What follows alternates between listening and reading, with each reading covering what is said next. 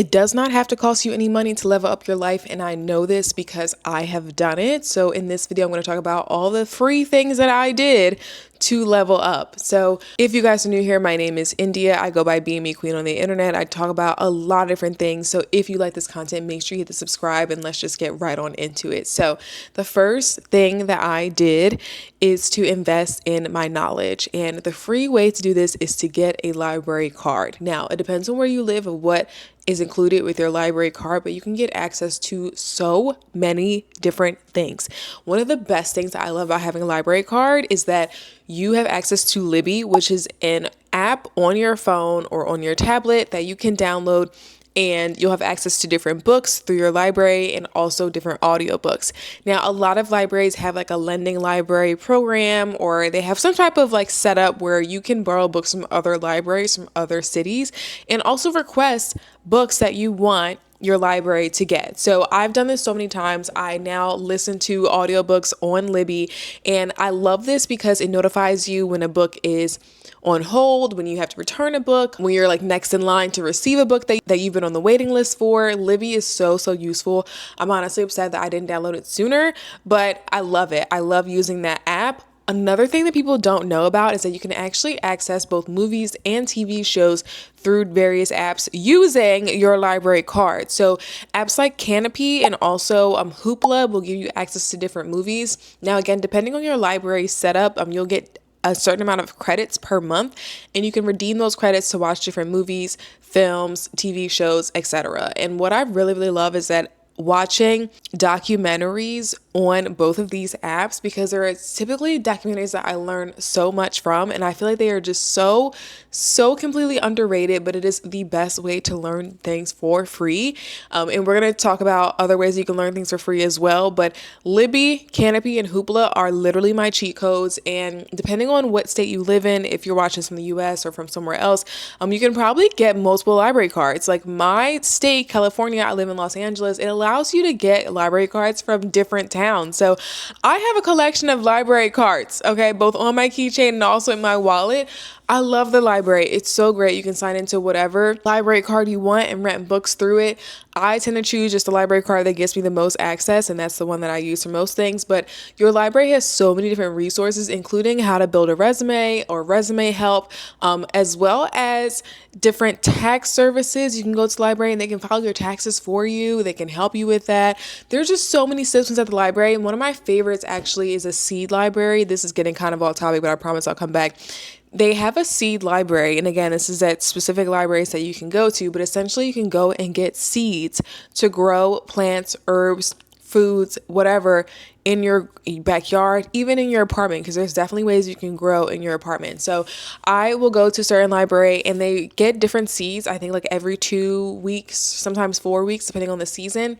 And you can just keep the seeds and grow your own herbs and vegetables in your backyard. It is the coolest resource ever. And there's no better level up than leveling up your food and your intake. And if you can grow the food yourself, I mean, I just think that is just like so incredible. I love that so bad. So yeah, library card is definitely my number one hack. The second thing, this also goes to learning, and is listening to YouTube videos and enrolling yourself in YouTube University. There are so many free resources here. You just have to know how to search the internet. A lot of people don't know how to search. They expect that their search pop-up will be the first thing that they search. Not necessarily. On YouTube, you have to watch videos to really get the algorithm to work in your favor and to recommend videos to you that you think will be helpful. So being on the self-development side of YouTube is actually incredibly helpful. And you can actually start like a new profile for yourself and search about the things that you want to kind of like start over again, so that your current algorithm isn't messing with, the algorithm that you want. There's always ways to fix the algorithm so that it shows you the things that you like and that you're interested in. And I say that YouTube University is my number one school. Okay, I have a PhD, which meaning I have 3 degrees in biomedical engineering, and the university that I have learned the most from is YouTube University. Okay, now that says a lot about the American school system, but we're not going to talk about that in this video. However, I will say I have learned so many things about business building, about brand building, about online platforms, about literally anything and everything here on YouTube. You can find it. I promise you, it is here somewhere. You just haven't found the right person for it just yet. So yeah, enroll yourself in YouTube University. Get a library card. And while we're talking about learning, you can also go to free networking events, and a lot of networking events that I have found have actually been through TikTok. So I'm someone who consumes a lot of TikTok content. It's actually embarrassing, my screen time, I'm not going to tell you, but I will say some of it has paid off, where I will see different networking events that are free in my area and I will find them on TikTok and I will go to it. Now, obviously, this requires you to be thoughtful and also to shape your algorithm the way that you see content that is useful to you. So it has to be actual productive, progressive content, not just like random, prank videos. But once you get the algorithm to work in your favor, you can find so many different things, or really those events will find you, and it's just up to you to have to go to them. So a lot of people will see things online, but they'll never actually go to it. Please go to those events, especially if they're free, especially if you live in a major city. Okay, there's so many free ways to meet people. Another free way to meet people is going on Eventbrite and looking at their free events.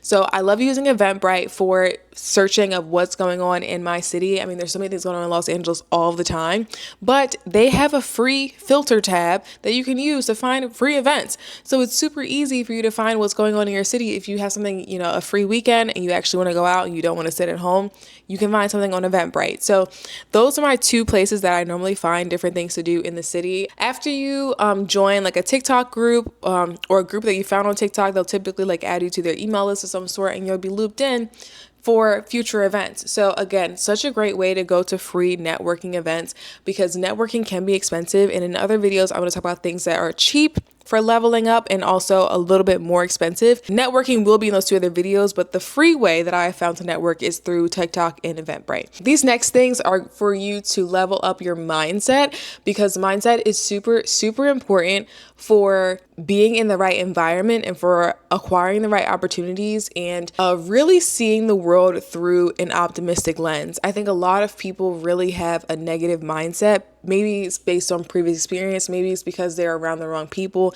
Maybe it's because they're just taking in really negative content and it kind of changes the way they think. But if you can have a positive mindset, you can really change your life. And I know that's really cliche advice a lot of people hate hearing, because it's something that they can control, and it's also something that's really simple, yet it's really difficult to do. So the number one way that I would say to start to control your mindset is through daily meditation. And I know people hate that, but you can do it. You're going to have to do it at some point. If you can be mindful of your thoughts every single day, then you can control the outcome of your life. And a lot of people hate it. I know you hate it because it just seems so simple. And it's like, well, how am I going to make more money if I just have a positive mindset?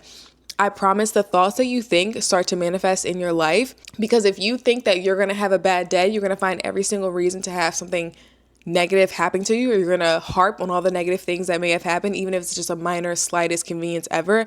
But if you flip that and think, oh my God, I'm going to have such a great day, a miracle is going to happen for me today, you're going to find something positive in every single part of your day and be like, oh, well, which one was the miracle? Because so many positive things happened in my day. Mindset is absolutely everything, and it really does control how you live your life. So meditation you can do in so many different ways.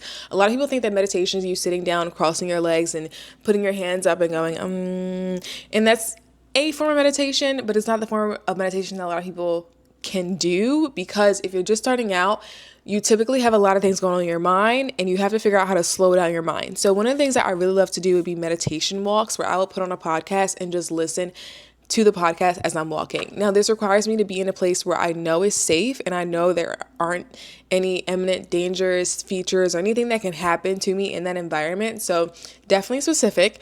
However, when you get into this like flow state or this meditative state of just like walking and listening to a podcast, it really starts to put you at ease.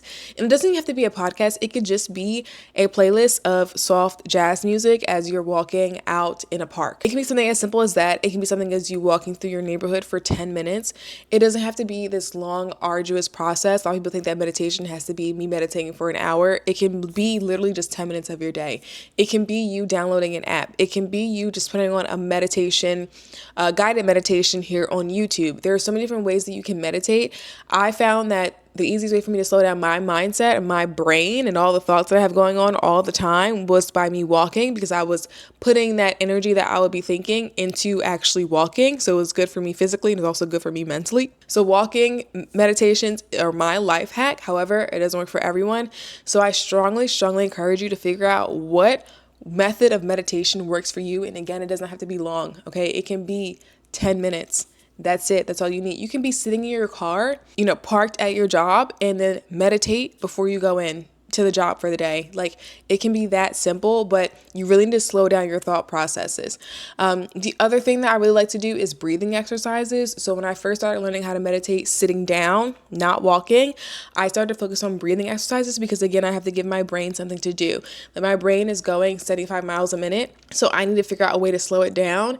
And the easiest way for me to slow down my brain is to just start counting. So I do a lot of counting meditation exercises. My favorite one is to do 6, 7, 8. And that is where I breathe in for 6 counts and that's 6 Mississippis. Okay, so it's not like 1, 2, 3. It's 1 Mississippi, 2 Mississippi. Very slow. So breathe in for 6, hold for 7, breathe out for 8.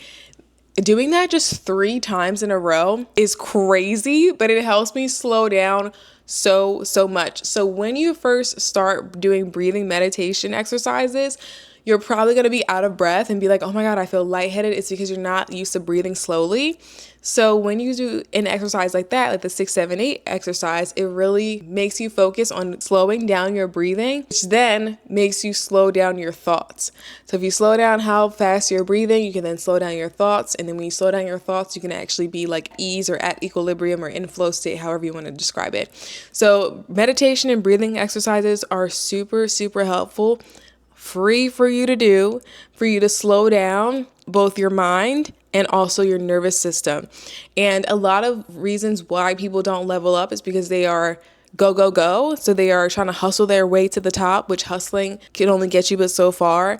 I know, especially if you come from a background like I do, where you have to work, where you have to depend on yourself and, no one else is there to really like give you that advice or give you that attention or, just kind of be like an advocate for you. You kind of feel obligated to hustle your way through life.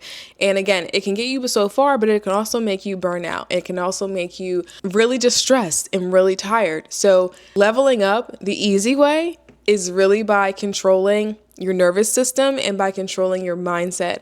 So breathing exercise and meditation is first. The other thing that I really like to do for slowing down my nervous system is to go on YouTube and to put on one of those like background videos with like soft jazz music or classical music or just any music in the background. And it's typically a different environment. So if it's a rainy day outside, then I'll put on a sunny day on the TV and I'll play it on my TV and I will do that, listen to it while I'm working, while I'm answering emails, while I'm doing like random things to just have that music in the background.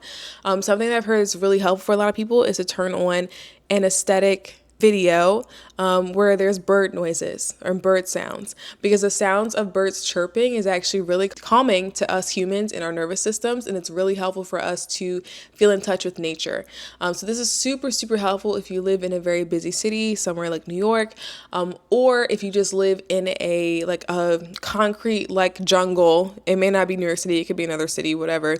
But if you don't feel like you have access to greenery and the environment and just like nature, I would put on a mountain background and listen to birds chirp while I am working, on my laptop. The bird noises help so much. I know it sounds so cringy and so creepy, but it helps so much.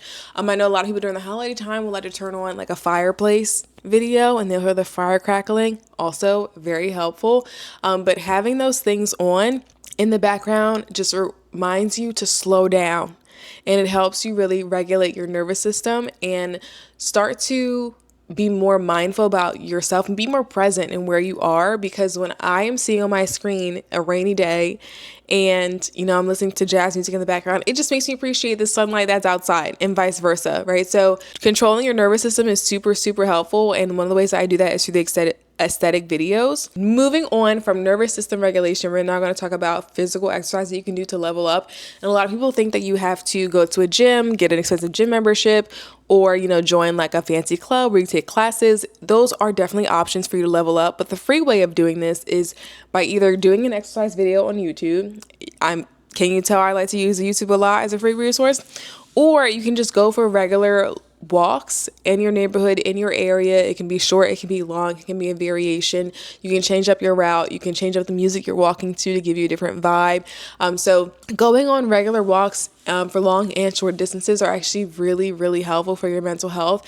And if you are someone who works in an office like 9 to 5, you are sitting down most of the day, you absolutely need to do this. You need to do this. It is free, first of all, but you need to do it so much because you need that to be outside. And I know it's getting cold right now, especially where you live. It can be really, really crazy. Go walk in a mall. Okay, just walk in the mall and circle it for a few times. You don't have to go in any stores. You don't have to shop. You can just walk the mall. And having that walk is super, super helpful for your mental health. And it's also really helpful to get your body moving because a lot of people, especially as they get older, become a lot more sedentary in their lifestyles. And it really, really shows when you start to get in your mid-30s. I actually listened to a podcast where someone was talking about how after people graduate college, they end up gaining a lot of weight. And it's because they go from walking every day to class to now sitting in an office every single day, 9 to 5, and then going home and sitting on the couch.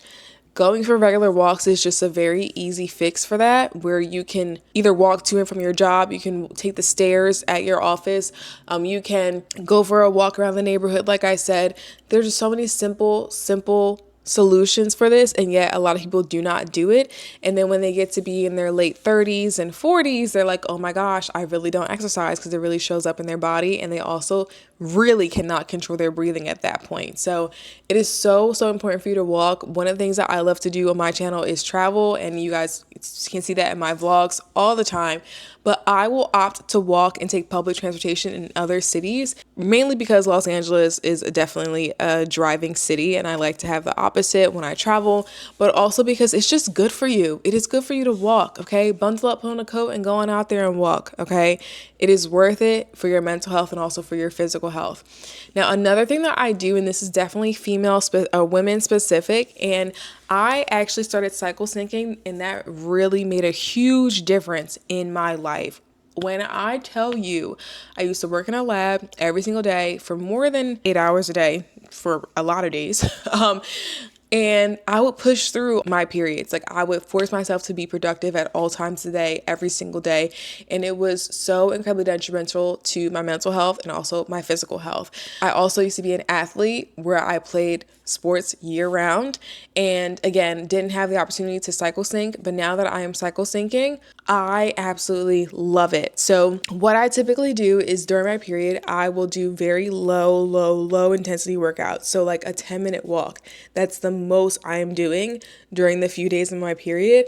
Afterwards, I will like ramp up my exercises very slowly. So when my period ends, I'll kind of go to 20-minute walks, and maybe, I play tennis, or maybe I'll do like a Pilates class and I'll do more walks. So I plan my life and my daily activity around when I am menstruating, which seems like so impossible to do. But if you're someone who has like a hybrid job, you can just work from home the days that you are menstruating, and then the rest of the days, go into work. The other things I like to do is batch create content. So I'm a content creator, and I will batch create when I feel very energized, because I know that later on in the month, I'm not going to have any energy, and I'm going to still have to post something. It has been super helpful for me to cycle sync. I also have adjusted my diet slightly, so that I don't eat certain foods while I am menstruating. So food, like any raw foods, I will not eat. And I love sushi. I love a sushi girl. Oh my God. But I will not eat sushi while my period. I also will drink a lot of hot water during the day. Like, I'll fill up my Stanley Cup with hot water, and I'll drink hot water while I am menstruating. I will not eat any spicy foods. I will not eat anything that is like really heavily seasoned, because that will also irritate me and give me like more intense cramps. So I'm just very specific about caring for myself when I am menstruating, and it has made a world. Like, I promise you, I did not think it was gonna make a difference. I really did not. But now that I've been doing it for over 6 months, I'm like, oh my gosh, I don't know how I ever did so many strenuous things while I'm on my period. So yeah, like if you're someone who likes to lift, do not do any intense exercises. Like, really take it really easy on yourself, because when you take it easy on yourself for those few days, and then you get back into it, you literally come back stronger and feel so much better. And now I play tennis, and I also ski. So skiing can be definitely difficult if I'm skiing during the week that I'm on my period. But I will say, when I am on my period and I'm not playing tennis, It is so, so helpful. Like, I don't know how I ever did it I don't know how I did anything before cycle syncing. You don't have to, completely change your diet. You don't have to completely change your activity. You can just do a little bit less. Again, it's totally free for me to make these changes. Like, I just don't buy sushi. Free. I just don't eat spicy foods. Free. I drink hot water. Also free, right? So very simple solutions for pretty massive problems, especially if you're a woman. Like, you know how much your period affects you. So if there's something that you can do that's for free to change that, I would do it, hands down. Just try it 1 month and let me know what happens. The other thing that I did, and this one's also super, super simple. It really helps me level up my life, and it also shows up in my relationships with, people within work, within whatever, and that is I show up to things 10 minutes early. Oh my gosh. First of all, this is definitely a nervous system regulator for me because I am someone who I don't like to be late. When I'm late, I'm frazzled. Really, anyone. Whenever you are late somewhere, you walk in, you're like, oh, I need to get organized. I need to find it. Being late is not a flex. It never was. And I know the people that are like, oh, I can't help it, but you can help it. You can help it, okay? But anyway, showing up places 10 minutes early, now that is a literal chemical change in your brain because when you show up 10 minutes early, you now have literally so much time to get ready for whatever it is about to do. So in terms of work, I mean, it depends on if you like your job or not, but in terms of work, when I show up 10 minutes early, I can then get my mindset right to then start working. And that can just be me sitting at a desk and, drinking my tea or drinking coffee, right, for that 10 minutes. But at least you don't get into the office, sit down, all of a sudden start doing stuff, and then you forget your coffee, and then it gets cold, and then you got to come back to it, and then you got to reheat it. When you show up 10 minutes early, you can settle in, right? Turn on your computer, let it load up, drink your coffee, have your little breakfast at your desk, because I used to do that too.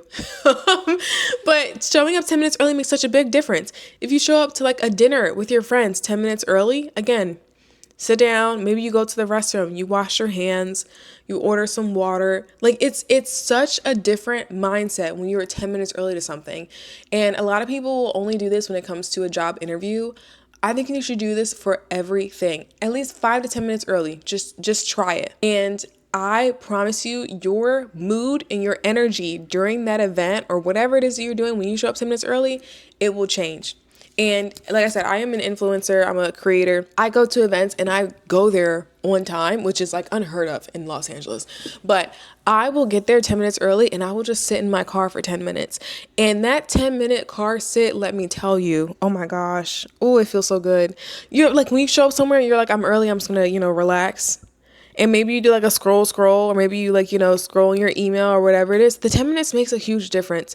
And it just lets you settle into the environment that you were in. I'm telling you, just show up to places 10 minutes early. Your life will change. And also this is something that people will notice too, because one, you're no longer frazzled. And two, they then be like, oh, damn, maybe I should be early.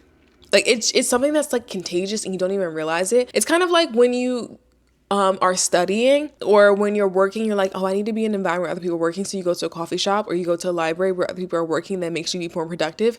Same thing goes when you show up 10 minutes early, other people are also going to show up early because they're like, oh, this person's early and they're like more organized and they like just have their shit together. Like it shows and it goes really far. So just try it. Okay, the last thing that I want to do is recommend some of the podcasts that I listen to. Again, totally free, doesn't cost you anything.